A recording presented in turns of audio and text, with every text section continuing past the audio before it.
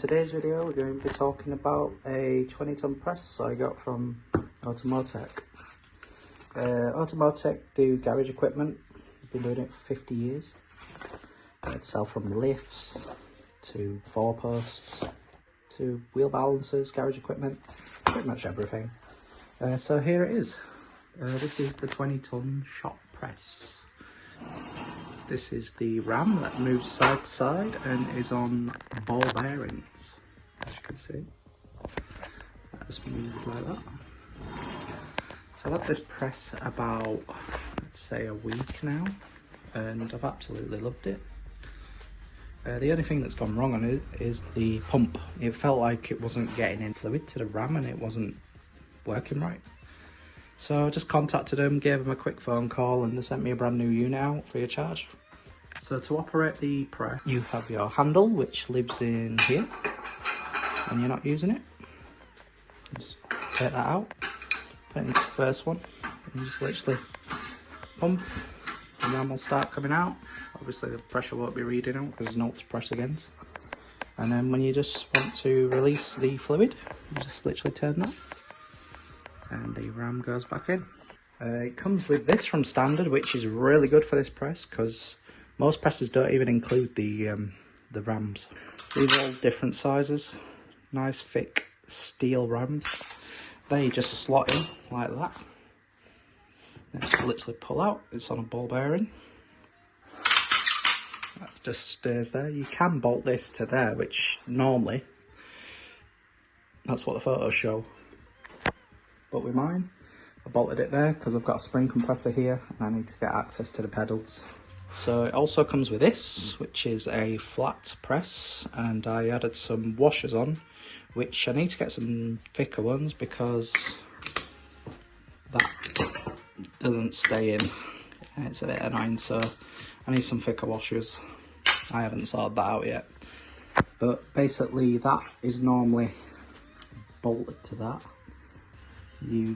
This bit comes with the rams, so it does fit. That does fit into it, and you just need to put thicker washers on it. To change these, you have a 3mm, I believe a 3mm Allen key, and it's just in the back of that. Undo that, that drops out. Put the other one in, tighten it back up. It's pretty much simple as that.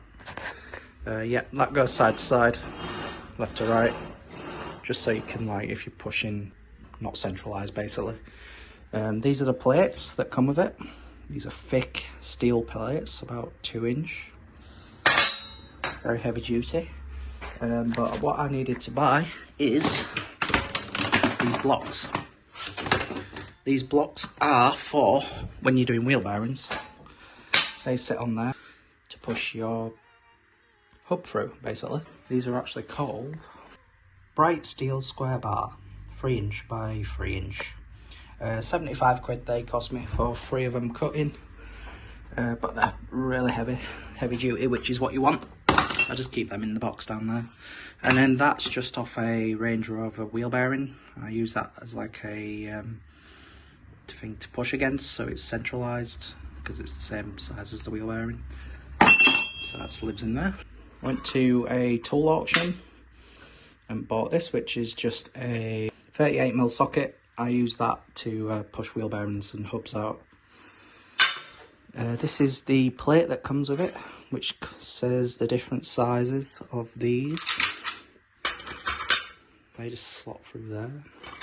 I'm not really too sure what that's for though, because obviously you've got this, so I'm just a bit confused what you'd use that on. The bed moves up and down as well.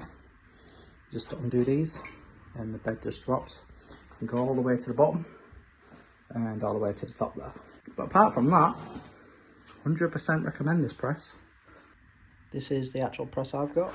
Model number AS-3004A, 20-ton press. And there's some specs for it. Yep, retails for £320 plus VAT. Absolute brilliant press. This is the hub off a Range Rover L322 that I've actually just restored. This is the second hub I need to do. I haven't done the wheel bearing yet.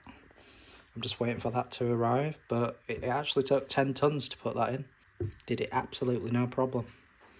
Fantastic piece of kit, definitely recommend it.